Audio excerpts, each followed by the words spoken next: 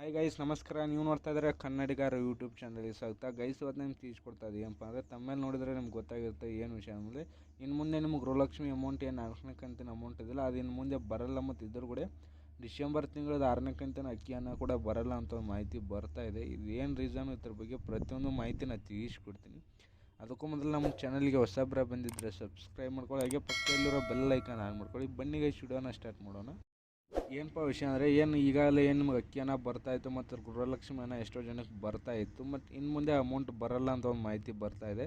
ಯಾವ ರೀಸನ್ಪ ಅಂದರೆ ಈಗ ಏನಪ್ಪ ಅಂದರೆ ಅಕ್ಕಿಯನ್ನು ಬರ್ತಾಯಿದ್ದಿಲ್ಲ, ಅಕ್ಕಿಯನ್ನು ಬರೋದಿಲ್ಲ ಅಂತ ಒಂದು ಮಾಹಿತಿ ಬಂದು ಇನ್ನು ಮುಂದೆ ಅಕ್ಕಿ ಹಣನೂ ಬರಲ್ಲ ಮತ್ತು ಗೃಹಲಕ್ಷ್ಮಿ 4ನೇ ಕಂತಿನ ಅಮೌಂಟು ಬರಲ್ಲ ಅಂತ ಮಾಹಿತಿ ಬರ್ತಾಯಿದೆ. ಏನು ರೀಸನ್ಪ ಅಂದರೆ ಇದುವರೆಗೂ ನೀವು ಯಾರು ರೇಷನ್ ಡಿಪೋದಲ್ಲಿ ಒಂದು ಸಲ ಅಂದರೆ ಲಾಸ್ಟ್ 3 to 4 ಮಂತ್ಸ್ನಲ್ಲಿ ಯಾರೂ ಒಂದು ಸಲ ರೇಷನ್ ಡಿಪೋದಲ್ಲಿ ಅಕ್ಕಿನ ತೊಗೊಂಡಿಲ್ಲಲ್ಲ, ನಿಮ್ಮ ರೇಷನ್ ಕಾರ್ಡ್ನ ಇನ್ನು ಮುಂದೆ ಬ್ಯಾನ್ ಮಾಡ್ತಾರೆ ಅಂತ ಒಂದು ಮಾಹಿತಿ ಬರ್ತಾಯಿದೆ. ಅದು ಎ ಪಿ ಎಲ್ ಆಗಲಿ ಅಥವಾ ಬಿ ಪಿ ಎಲ್ ಆಗಲಿ ಯಾವುದೇ ಕಾರ್ಡ್ ಇದ್ದರೂ ಕೂಡ ಆ ಕಾರ್ಡ್ನ ಇನ್ನು ಮುಂದೆ ಬ್ಯಾನ್ ಮಾಡ್ತಾರೆ ಅಂತ ಒಂದು ಸರ್ಕಾರನ ಮಾಹಿತಿ ಕೊಟ್ಟಿದೆ. ಇದ್ರ ಬಗ್ಗೆ ಒಂದು ಲೀಸ್ಟ್ನ ಮಾಡಿದೆ. ಲಾಸ್ಟ್ 3 to 4 ಮಂತ್ಸ್ನಲ್ಲಿ ಯಾರು ಅಕ್ಕಿನ ತೊಗೊಂಡಿಲ್ಲಲ್ಲ ರೇಷನ್ ಡಿಪೋದಲ್ಲಿ, ಸುಮ್ಮನೆ ಅಮೌಂಟ್ ತೊಗೊಂಡ್ಬಿಟ್ಟು ರೇಷನ್ ಅಕ್ಕಿ ಯಾರು ತೊಗೋತಾ ಇಲ್ಲಲ್ಲ ಅವರು ರೇಷನ್ ಕಾರ್ಡ್ನ ಬ್ಯಾನ್ ಮಾಡ್ತು ಅಂತ ಒಂದು ಲಿಸ್ಟ್ನ ರೆಡಿ ಮಾಡಿದ್ದಾರೆ. ಅದನ್ನ ಬ್ಯಾನ್ ಕೂಡ ಮಾಡ್ತು ಅಂತ ಹೇಳಿದ್ದಾರೆ. ಅಂದರೆ ಅವ್ರು ಜಸ್ಟ್ ಅಮೌಂಟ್ ಮಾತ್ರ ತೊಗೋತಿದ್ದಾರೆ, ಬಟ್ ರೇಷನ್ ಡಿಪೋದಲ್ಲಿ ಹೋಗಿ ಅಕ್ಕಿ ತೊಗೋತಾ ಇಲ್ಲ. ಅದೊಂದು ರೀಸನ್ದಿಂದ ಬ್ಯಾನ್ ಆದರೆ ಆ ಅಕ್ಕಿ ಕೂಡ ಬೇರೆದವ್ರಿಗೆ ಒಂದು ಸ್ವಲ್ಪ ಹೆಲ್ಪ್ ಆಗುತ್ತೆ ಒಂದು ರೀಸನ್ದಿಂದ ಇನ್ನು ಮುಂದೆ ಯಾರು ಅಕ್ಕಿ ತೊಗೊಂಡಿಲ್ಲಲ್ಲ ಅವರು ರೇಷನ್ ಕಾರ್ಡ್ನ ಬ್ಯಾನ್ ಮಾಡ್ತಾರಂತೆ. ಬ್ಯಾನ್ ಮಾಡೋದ್ರಿಂದ ನಿಮ್ಗೆ ಇನ್ನು ಮುಂದೆ ಗೃಹಲಕ್ಷ್ಮಿ 4ನೇ ಕಂತಿನ ಅಮೌಂಟ್ ಬರಲ್ಲ. ಮತ್ತು ಡಿಸೆಂಬರ್ ತಿಂಗಳದು ಗೃಹಲಕ್ಷ್ಮಿ ಅಂದರೆ ಡಿಸೆಂಬರ್ ತಿಂಗಳದು ಅಕ್ಕಿ ಹಣನೂ ಕೂಡ ಬರಲ್ಲ ಅಂತ ಇದ್ದಾರೆ. ಇದುವರೆಗೆ ಬಂದಿರ್ಬೋದು ಮತ್ತು ನೆಕ್ಸ್ಟ್ ಇನ್ನು ಬರಲ್ಲ ಅಂತ ಕೂಡ ಒಂದು ಮಾಹಿತಿನ ಕೊಟ್ಟಿದ್ದಾರೆ. ಯಾರು ರೇಷನ್ ಕಾರ್ಡ್ನ ಬ್ಯಾನ್ ಮಾಡಿದಾರಲ್ಲ, ಬ್ಯಾನ್ ಮಾಡ್ತಾರಲ್ಲ ಅವ್ರ ಅಮೌಂಟು ಇನ್ನು ಮುಂದೆ ಗೃಹಲಕ್ಷ್ಮಿ 4ನೇ ಕಂತಿನ ಅಮೌಂಟು ಮತ್ತು ಏನಪ್ಪ ಅಂದರೆ ರೇಷನ್ ಅಕ್ಕಿ ಅಮೌಂಟು ಇನ್ನು ಮುಂದೆ ಬರಲ್ಲ, ಅನ್ನಭಾಗ್ಯ ಯೋಜನೆ ಅಮೌಂಟ್ ಬರಲ್ಲ ಅಂತ ಒಂದು ಮಾಹಿತಿನ ಕೊಟ್ಟಿದ್ದಾರೆ.